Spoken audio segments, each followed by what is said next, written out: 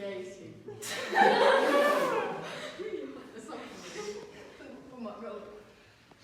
Oh, hi guys, I didn't see you there. Welcome back to our show.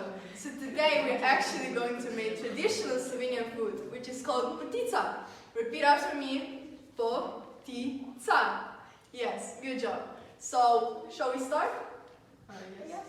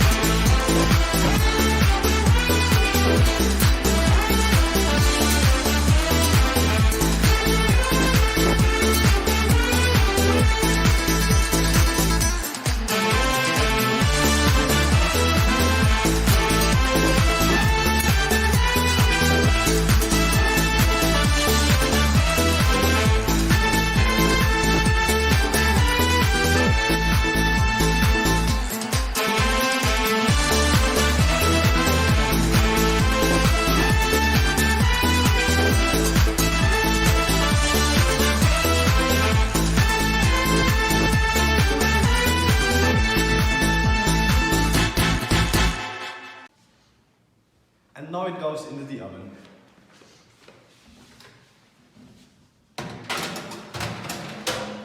It goes at about 200 degrees and we have about 1 hour to spend.